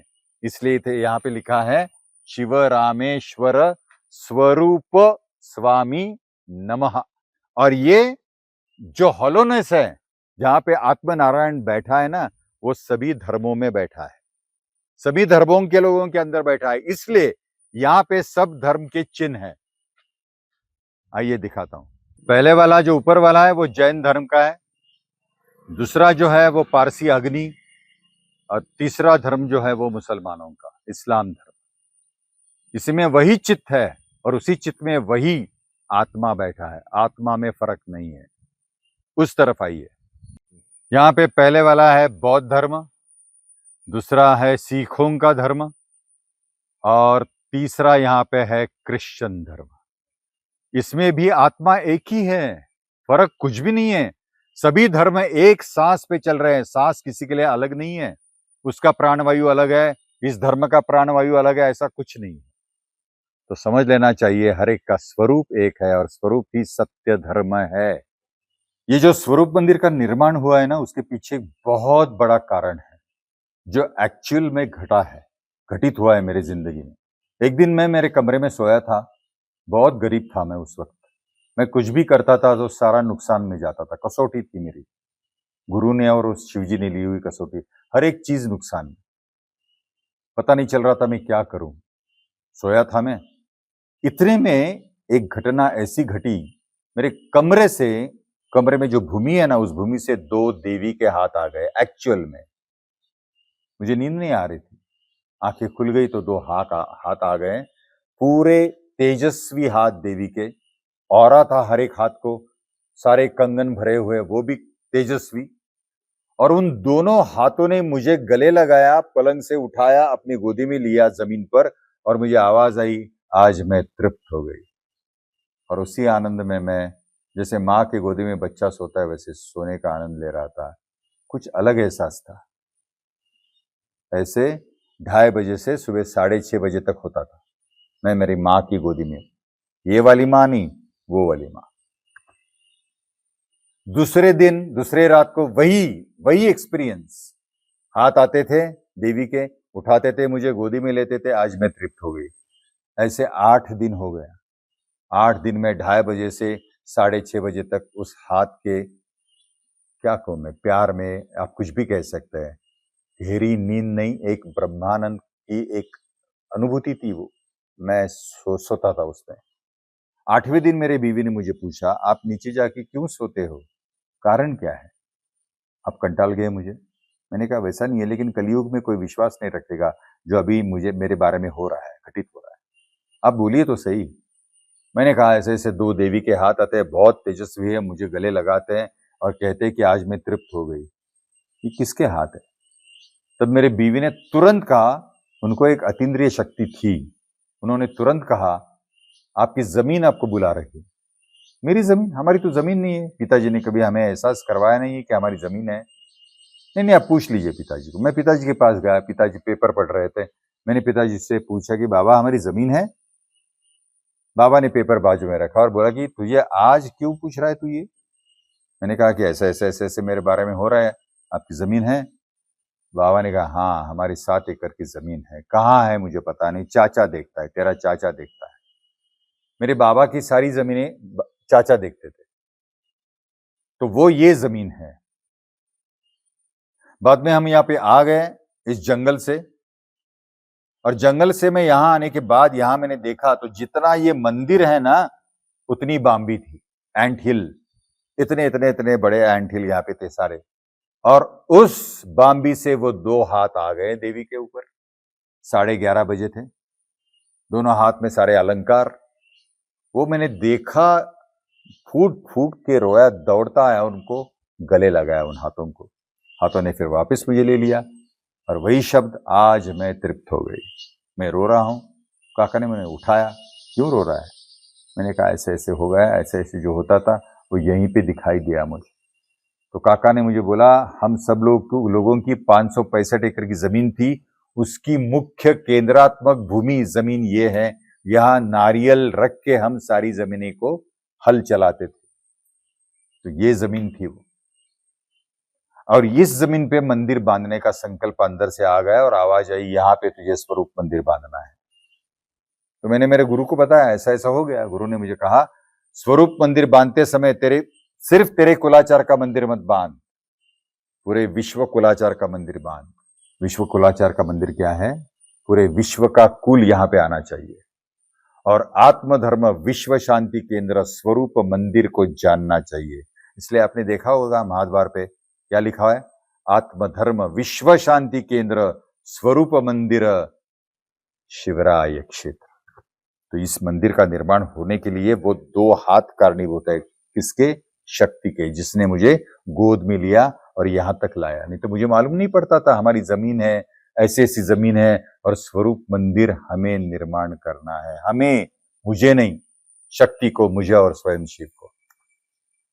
तो यहां आया मैंने 5 लोगों को बुलाए, चलो मंदिर बांधते हैं। गांव के 5 लोग थे, 5 लोग आ गए। उनके नाम आप जानोगे तो आप भी हंसोगे, आपको आश्चर्य लगेगा। जो मुखिया था उन चारों का, उनका नाम था नारायण। एक औरत, एक मर्द, उनका नाम था विष्णु लक्ष्मी, और दूसरे का नाम था महादेव पार्वती। नारायण, विष्णु लक्ष्मी, महादेव पार्वती, इन 5 जनों ने ये मंदिर, मतलब ये नहीं, पुराने वाला मंदिर खड़ा किया। बाद में 2013 साल को यह मंदिर खड़ा हो गया, जो मैंने 2 बच्चों को हाथ के नीचे, मतलब एज अ सबॉर्डिनेट असिस्टेंट लेके, उनको कुछ नहीं आता था बांधकाम के बारे में, उनको लिया मैंने, अनपढ़ लोगों को, और ईंट ईंट शिवजी के संदेश के सूचना के अनुसार खड़े करे, करते करते करते ये मंदिर बनवाया है उन्होंने मुझसे। मुझे इंजीनियरिंग का तो कुछ नहीं आता, इसको इंजीनियरिंग नहीं है, कोई आर्किटेक्ट नहीं है, कुछ भी नहीं है। ये बांधने के लिए हम यहाँ पे आए, नारियल रखा और प्रार्थना की कि हे देवा, हे स्वयं शिवा, आपके सूचना के मुताबिक हमें यहाँ पे मंदिर निर्माण करने के लिए इकट्ठा हुए, आप हमसे बनवा लो। तभी इस बाम्बी से एक बड़ा भुजंग आ गया, और वो भुजंग कैसा था? नॉर्मल भुजंग नहीं था। ये जो मेरा पैर है ना, उतना जाड़ा था, पूरे चॉकलेटी कलर का, और उसको यहां पे दाढ़ी थी, उसके शरीर को इतने बड़े बाल थे, यहां सिर के ऊपर बाल थे। ऐसा भला नाग यहां पे आ गया जिसको भुजंग बोलते हैं, और उसने फुस नहीं किया।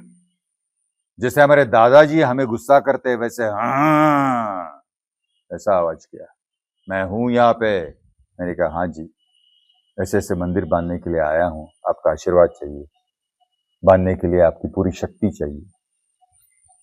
उसने सारों की तरफ देखा, मेरी तरफ देखा, और ऐसा उच्चार किया, फुस नहीं, और ऐसे वापिस उस बिल में गया जहां से आया।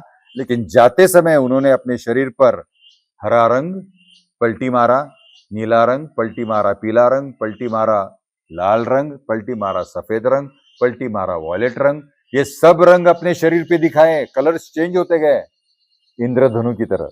बाद में बिल में गए। इसलिए ये जो यहाँ के स्टेप्स है ना, वहां जो कलर दिए हैं, सारे ग म प ध नि, ये इंद्रधनु के कलर नहीं है, एक अच्छे कलर देने हैं इसलिए नहीं दिए हैं, वो उनकी याद के कलर है, वो याद आने चाहिए, क्योंकि ये भूमि उनकी है, इसलिए वो कलर्स वहां पे दिए हैं।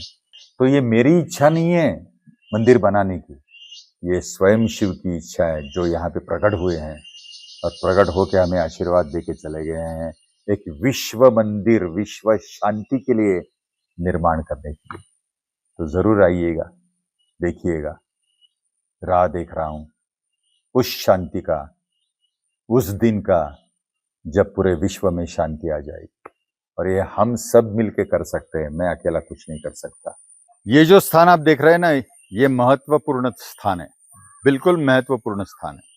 ये आपको बिल्कुल ऋषि जैसी शिला दिखेगी। देखिए, नजदीक से देखिए, ऋषि जैसी। ये मुझे कैसे मिले, यहाँ कैसे आए, ये कौन है, मैं आपको आश्रम में बताता हूँ। आइए। हुआ ये कि मैं पिताजी के पास गया, मैंने जो बताया कि मुझे अपनी जमीन है क्या, तो पिताजी ने कहा हाँ चलो जाते हैं, ये जमीन मिल गई, बाकी हिस्ट्री तो मैंने आपको बताई। तो एक दिन क्या हुआ, मेरे पिताजी की एक बात जो पिताजी ने कही थी उसकी याद आ गई। वो क्या थी, जब हम जमीन देखने के लिए आए ना, तो पिताजी ने मुझे बताया कि अरे थोड़ा 1-2 मिनट रुक, एक बात तुझे बोलनी है। पिताजी मुझे घर वापस ले गए और उन्होंने मुझे बताया, जब तू 6 बरस का था, मैं 6 बरस का था, मतलब कितने इयर्स बैक, अभी मेरा 68 इयर्स एज है, तो 62 इयर्स बैक की कहानी बता रहा हूं। मेरे पिताजी ने मुझे बताया कि जब तू 6 बरस का था, तब मुझे एक फाइनेंशियल क्राइसिस आया था। मेरे लेबर्स को पेमेंट देने के लिए मुझे 10,000 की जरूरत थी, मेरे पास 10,000 नहीं थे। 62 इयर्स के बैक के 10,000, मतलब आप सोचिए, पैसे नहीं थे। तो उन्होंने मेरे चाचा को बोला कि ये जमीन जो है ना मेरी 7 एकड़ की, वो बेच दे। तो चाचा ने वो जमीन 7,000 की 10,000 को बेच दी और मेरे पिताजी को 10,000 रुपए लाके दे दिए, ये तेरे 10,000, अब तेरी ये जमीन नहीं है। मेरे पिताजी बहुत खुश रहे, कल पेमेंट करना है। इतने में रात को 2:30 बजे, 2 बजे, 3 बजे, ऐसा कुछ एक टाइम था, उनको एक सपना पड़ा। उस सपने में एक ऋषि आ गए, धोती पहनी थी घुटनों तक, जनेऊ था, जटा थी। उन्होंने मेरे पिताजी के कान के नीचे कस के मारा सपने में और बोला, मेरी जमीन बेचने वाला तू कौन? वो मेरी जमीन है, तेरी नहीं है। मेरी जमीन जो है वो पैसे लेके बेचनी नहीं है, क्योंकि कल मेरे एक खास विश्व संकल्प के लिए, एक विश्व कार्य के लिए ये जमीन मुझे चाहिए। बेचना नहीं मतलब बेचना नहीं। तो मेरे पिताजी ने सपने में कहा कि अरे मुझे 10,000 की जरूरत है, पैसों की जरूरत है, मैं कल पेमेंट नहीं कर पाऊंगा, क्या करूं मैं? तो ऋषि ने बोला, ये जिम्मेदारी मेरी है, कल तेरे 10,000 तुझे मिल जाएंगे, तो वापस कर दे वो 10,000, जमीन बेचनी नहीं है। और ऋषि अदृश्य हो गए, सपना खत्म हो गया, पिताजी उठ गए। तो सच में उनका कान दुख रहा था, उन्होंने मुझे बताया। सुबह उठ के गए, पैसे दे दिए उनको, आ गए वापस घर सुबह 8 बजे। तो घर में बेंगलोर से लोंडा 12 घंटे लगते हैं आज आने के लिए। उस वक्त कल 2 बजे बैठे ना, तो आज 8 बजे पहुंचते थे सुबह। मतलब कितने घंटे हो गए? 8 और 8 16 घंटे, 16 घंटा प्रवास करना पड़ता था। तो एक आदमी आके बैठे थे, मेरे पिताजी अंदर आ गए। उन्होंने कहा, आप टीपी पंडित? हाँ मैं टीपी पंडित हूँ। मेरे पिताजी का नाम टीपी पंडित, त्र्यंबक पांडुरंग पंडित। मैं जयप्रकाश बेंगलोर से आया हूँ, मैं एक टिम्बर मर्चेंट हूँ, मुझे महीने के लिए 1 लाख का टिम्बर चाहिए, क्या आप सप्लाई कर सकते हो? किसी ने मुझे बताया कि टीपी पंडित ही सप्लाई करेंगे। मेरे पिताजी फॉरेस्ट कॉन्ट्रैक्टर थे। मेरे पिताजी ने तुरंत कहा, हाँ करूंगा मैं। उन्होंने ब्रीफ केस खोली और 10,000 रुपए निकाल के मेरे पिताजी के हाथ में दे दी, ये 10,000 एडवांस। पिताजी मेरे रोने लगे। क्यों रोने लगे? 10,000 देख के नहीं। ऋषि ने कहा था कि मैं इंतजाम करूंगा, लेकिन सिर्फ 10,000 का नहीं किया। वो जयप्रकाश पूछने लगे, क्यों रो रहे हो, ज्यादा चाहिए? नहीं नहीं, आप समझ नहीं पाओगे। मेरे पिताजी मुझे बोल रहे थे, प्रसाद उन्होंने मुझे 10,000 तो दे दिए और महीने का 1 लाख का कॉन्ट्रैक्ट मुझे दे दिया, धंधा। 62 इयर्स बैक की स्टोरी बोल रहा हूं मैं, उस वक्त के 1 लाख महीने के। तो ऋषि मुनियों की कृपा कितनी होती है, इसका एक उदाहरण है।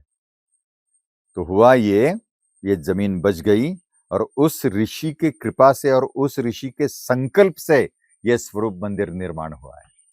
मेरे विश्व कार्य के लिए मुझे ये जमीन चाहिए, बेचना नहीं है। ये जो ऋषि है ना, ये ऋषि वो है जो अभी हमने देखे हैं, वो ऋषि की शिला। एक दिन ऐसा हो गया, ये आश्रम सब निर्माण हो गया, ये मेरी झोपड़ी, यहाँ मैं सोता हूँ, यहीं पे साधना करता हूँ, लोग मुझे यहीं पे मिलने आते हैं। एक दिन मैं सोया था और सपने में यहाँ एक छोटी सी नदी है, उस नदी में एक ऋषि बैठे थे, सेम ऋषि वही जो मुझे केदारनाथ में दिखाई दिए थे, 7 फुट बैठे ऊंची उनकी, वही ऋषि अब हमारे जैसी कद लेके यहाँ पे आए थे। उस नदी में बैठे हैं और मुझे बोल रहे, अरे मैं यहाँ आया हूं, तेरे आश्रम में मुझे लेके आ। और उस ऋषि की शिला बन गई, बिल्कुल ऋषि जैसी, जैसे ऋषि बैठे हैं साधना के लिए वैसी शिला बन गई। सपना टूट गया।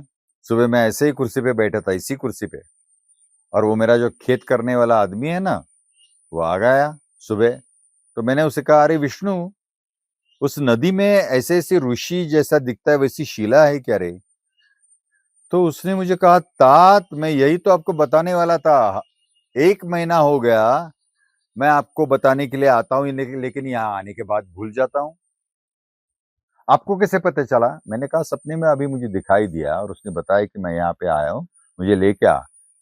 तो विष्णु ने मुझे कहा कि तात मेरी पूरी जिंदगी यहाँ पे निकल चुकी है, मैं यहीं पे रहता हूँ, स्नान के लिए उसी नदी में जाता हूँ, कभी वो शिला दिखनी है। 1 महीना हो गया, कहाँ से आई पता नहीं है। और वो महीना था मार्च का। मार्च में तो बारिश नहीं होती है, बाढ़ तो नहीं आती है, पत्थर आना है तो मार्च में वो शिला आई कैसी? उसने तो कभी देखी नहीं जिंदगी में। तो हम देखने गए तो बिल्कुल ऋषि जैसी शिला, बैठे हैं ऋषि। मैं रो पड़ा। अभी वो शिला, तो इतनी बड़ी शिला लाएंगे कैसे हम 2 आदमी? तो एक चमत्कार हुआ, जेसीबी आ गया वहां पे, उस नदी के किनारे जेसीबी। तो मैंने कहा, जेसीबी तू यहाँ कैसे? उसने कहा, विष्णु के घर का जो कुआं है वो खोदने के लिए आए हो, ग्राम पंचायत ने भेजा है। टाइमिंग देखो, हम शिला लाने के लिए गए, वहां से जेसीबी आ गया। ऊपर वाले ने कितनी बड़ी सोई की है, हमारी इंतजाम कितना किया। मैंने उसको 100 रुपए दिए और बोला, बेटा एक काम करोगे, ये शिला मेरे आश्रम में जाके लेके जाना है, लेके जाओगे? उसने बोला, पैसा नहीं चाहिए, ये ऋषि जैसी शिला दिख रही है, मैं लेके जाऊंगा। फिर भी मैंने उसको दे दिए 100 रुपए। उसने काम खत्म होने के बाद जेसीबी उस नदी में डाला, लेके गया, अपने बकेट से उस ऋषि को ऐसा उठाया, लेके आया आश्रम में। और उस ऋषि को हमने कहाँ पे बिठाया? वो जो आपने एक चरण वाला पत्थर देखा ना, उस पर ऋषि को बिठाया, क्योंकि चरण वाला पत्थर किसका चरण था? कृष्ण भगवान का, जन्माष्टमी का। उस पर उनको बिठाया। बाद में एक अंदर हमेशा एक बात वो कहते गए, मेरी जगह ये नहीं है, मेरी जगह वट वृक्ष के नीचे है। और वो जो वट वृक्ष है ना, वो अपने आप आया है, हमने लगाया नहीं है। उनकी मांग थी वट वृक्ष के नीचे चाहिए, क्योंकि हर एक वट वृक्ष में शिव जी होते हैं, पीपल वृक्ष में विष्णु जी होते हैं, शमी के वृक्ष में ब्रह्मा जी होते हैं। तो इस वट वृक्ष के नीचे उन्होंने मांग की कि मुझे वहां पे बिठाओ, और उन ऋषि को हमने वहां पे बिठाया है। ये ऋषि दूसरे तीसरे कोई नहीं है, इस स्वरूप मंदिर के निर्माते हैं, इस स्वरूप मंदिर के पूरे जमीन के मालिक हैं। तो उनके संकल्प से ये विश्व कार्य का विश्व मंदिर बना है, जहां पे आत्मधर्म विश्व शांति केंद्र हो चुका है। एक दिन पूरा विश्व यहाँ आएगा ही, आएगा ही और आएगा ही। वो उनका संकल्प है, मेरा नहीं। अभी आपने जितना भी सुना है ना स्वरूप मंदिर के बारे में, वो मेरे सदगुरु अनादि स्वयं सिद्ध स्वयं पूर्ण पूर्ण ब्रह्म स्वामी समर्थ सदगुरु बालदत्त नाथ, इनकी और उनके अंदर जिनको उन्होंने पूजा, वो स्वयं शिव, जो हर एक के कलश है, हर एक के स्वरूप मंदिर के कलश है, उनकी कृपा से आपने सुना है। तो ये अंदर के जो स्वयं शिव है, जिसको हम स्वरूप कहते हैं, हर एक के अंदर, वो इस स्वरूप मंदिर के ऊपर के कलश पर बिठाए हैं। इसका मतलब क्या है? ये जो स्वयं शिव है आप देख रहे हैं, ये हर एक का जिंदगी का, मनुष्य जन्म का अंतिम मकसद है। उनको पाना है, उनको ढूंढना है और वो हो जाना है। जैसे कबीर जी कहते हैं, राम देखने को गए राम होके आए, वैसे स्वयं शिव को देखने के लिए हम मनुष्य होके आए हैं और स्वयं शिव बन के उनके पास जाना है। इसी को तो मुक्ति और मोक्ष कहते हैं। मोक्ष मुक्ति और कुछ नहीं है, उनको पाना है और वो हो जाना है। वो कैसे हो जाना है, इसका डेमोन्स्ट्रेटिव मंदिर उन्होंने, जो कलश पे बैठे हैं ना, उन्होंने इस स्वरूप मंदिर के जरिए मुझसे तैयार करवाया है। मैंने नहीं किया है। उन्होंने बारीक बारीक बारीक जितनी भी सूचनाएं दी वो मुझसे करवाई है। मैं इंजीनियर नहीं हूं। मैंने गांव के 2 छोटे बच्चे लिए, उनकी मदद से ईंट ईंट ईंट रख के ये मंदिर और ये पूरा माहौल खड़ा किया है। ये आपके स्वरूप का दर्शन है और ये स्वरूप का दर्शन हमें हमारे पुरखों ने भी दिया है। उनको कहते हैं सप्त ब्रह्मर्षि। ये उनके सबसे चहीते, उनके मतलब स्वयं शिव के सबसे चहीते ऋषि हैं, जिनको ब्रह्मर्षि कहते हैं। और ब्रह्मर्षि का मतलब है जिन्होंने ब्रह्म जाना, वो जिन्होंने ब्रह्म को अपनाया, वो, और वो जो स्वयं ब्रह्म हो गए वो। इसलिए ब्रह्म जानेति ब्राह्मणा कहते हैं। सिर्फ मैं ब्राह्मण हूं कहने से कुछ नहीं होता।